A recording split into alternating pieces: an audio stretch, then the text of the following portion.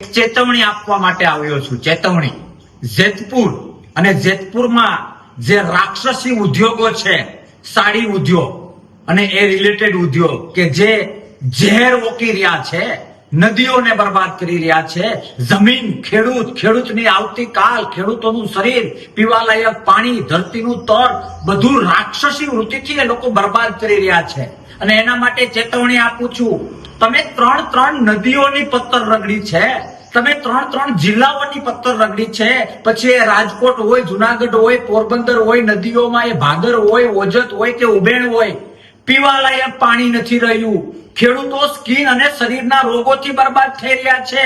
ખેડૂતોની નસલ અને ખેડૂતોની આવતીકાલને તમે તમારા બે કોડીના નફા માટે બરબાદ કરવા જઈ રહ્યા છો. ચેતવણી આપું છું, 10 દિવસ આપું છું. તમને સરકારનો નશો છે, સરકારને એની બહુમતીનો પાવર છે. ખેડૂતની એકતાથી એ બહુમતીનો પાવર પણ ઉતરી જશે અને તમારી કંપનીઓને તાળા લાગી જશે. તાળા. મારા શબ્દો યાદ રાખજો. 2 જ રસ્તા છે, લાઇટલી લેવાની ભૂલ ન કરતા. તાળું મારો તમારી કંપનીને, અથવા તો સાયન્ટિફિક પ્રોસેસથી એ જે કચરો, ઝેર, કેમિકલ તમે નદીઓમાં ઓકો છો, ધરતી માતાની અંદર નાખો છો, એ બંધ કરો.